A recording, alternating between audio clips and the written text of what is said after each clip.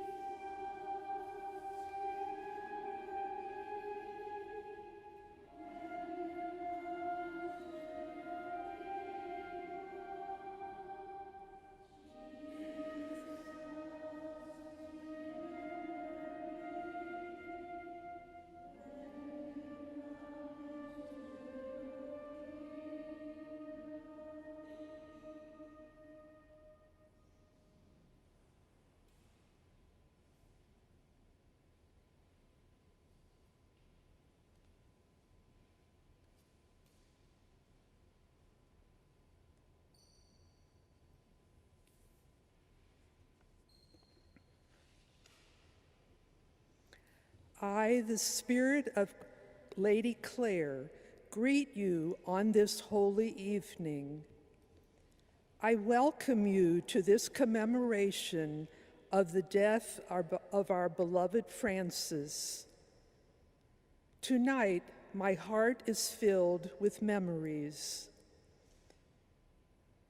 Perhaps you too need these moments of remembering to nurture what there is of Francis in your hearts.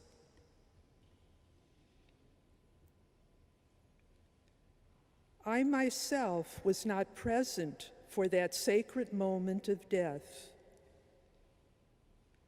Waiting with my sisters in the confinement of our little convent at San Damiano, we wept inconsolably.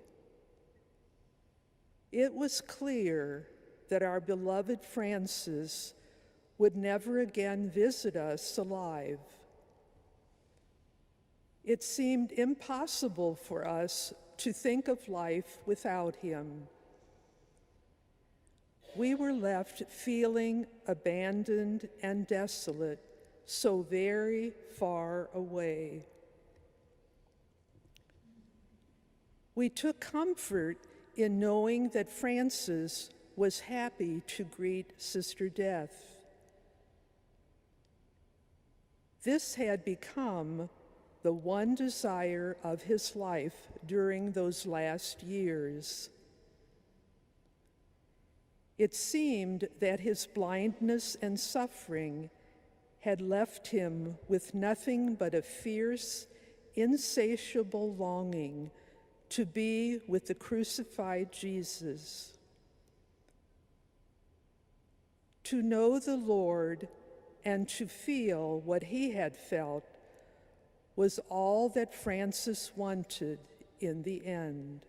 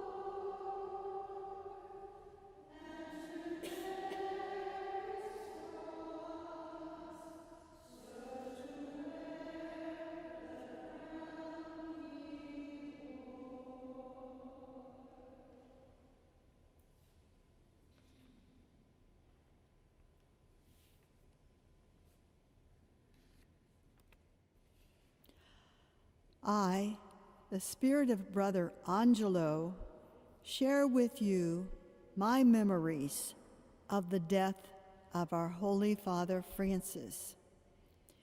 It was Brother Leo and I who were summoned to his deathbed to sing for him the Canticle of Brother Sun, a hymn that Francis had composed during his last illness.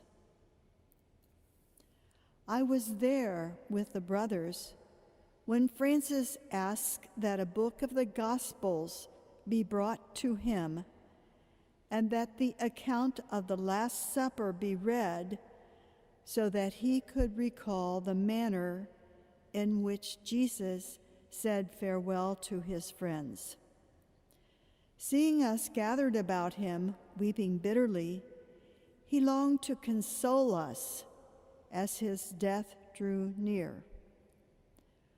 Wanting to be like Jesus in all things possible, he asked that bread be brought to him.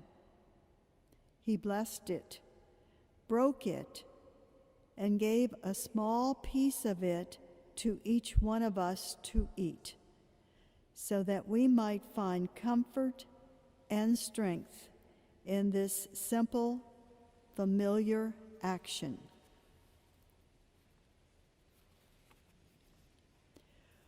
When he felt Sister Death approaching, he asked that he be carried outside and laid on the bare earth, sprinkled with dust and ashes. Then, with his brothers gathered about him, Francis' most holy soul was freed from his body. His spirit was carried up in light to meet the crucified Christ, who waited for him in glory.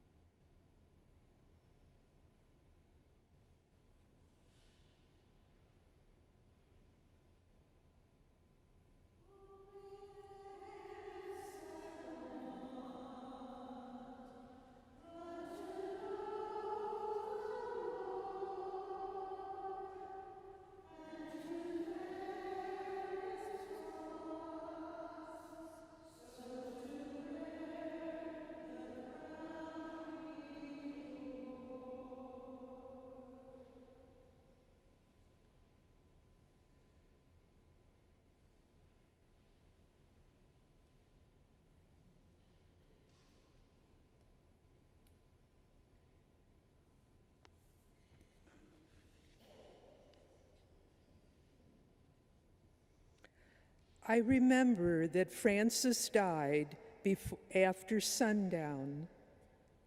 My poor ladies and I spent the night in vigil at San Damiano, waiting for word of his death to be brought to us. Very early the next morning, the brothers and the townspeople brought the body of our beloved guide and father to us.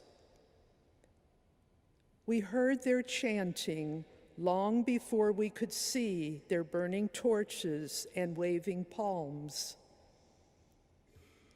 We waited at the door of the church. Francis had promised me that I would see him again, and now he did return to me. I and my poor ladies came out from behind the grill and knelt around the body of Francis.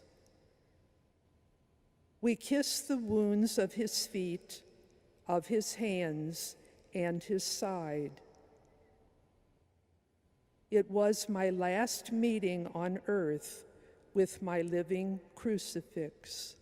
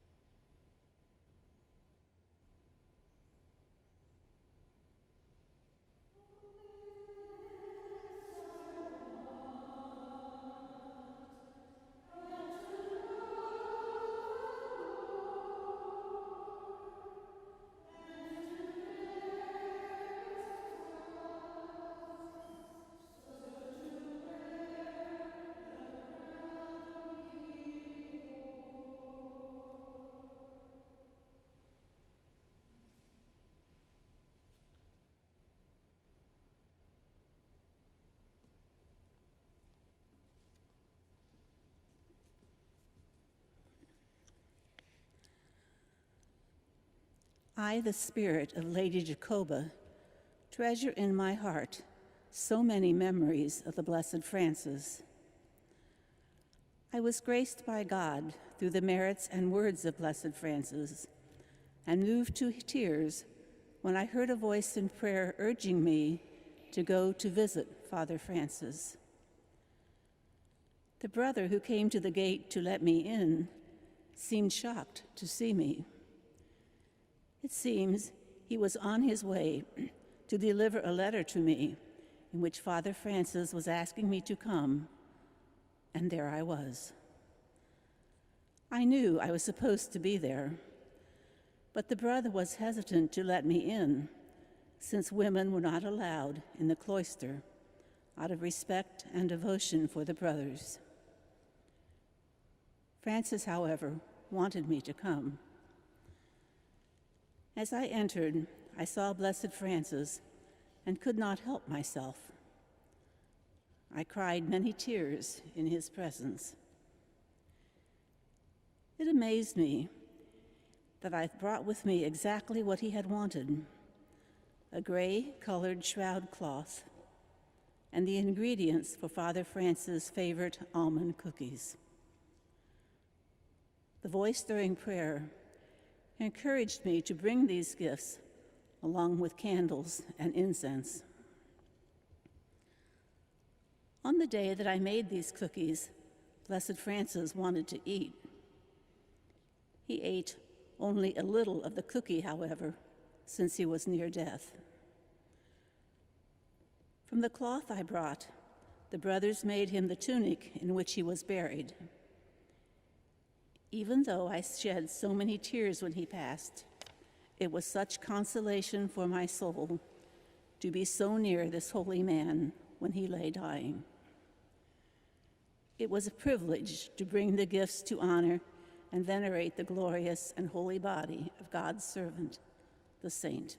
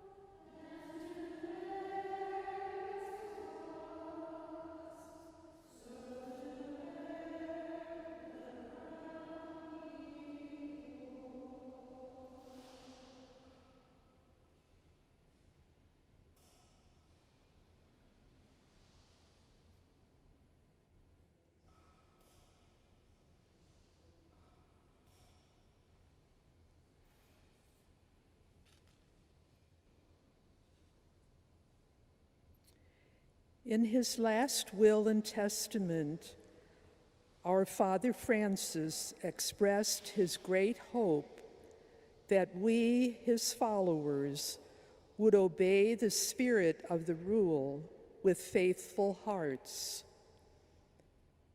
As we welcome his passing this evening, we remember his great love of all creation.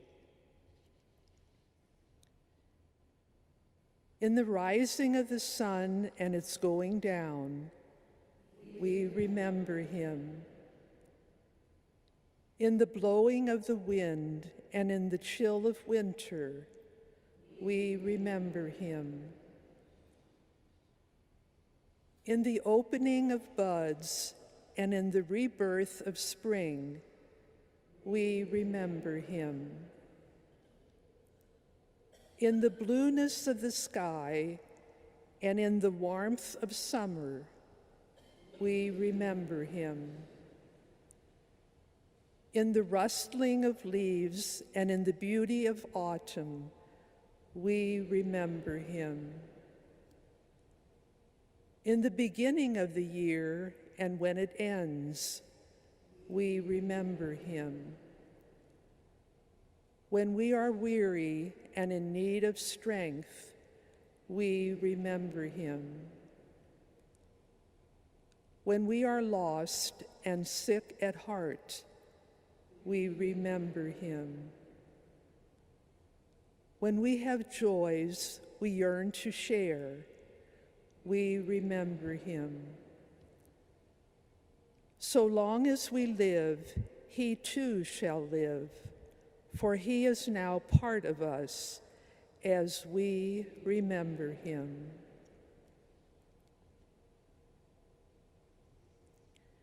We join in praying. May tonight's memories of Francis remain with us and touch our lives in all the days to come.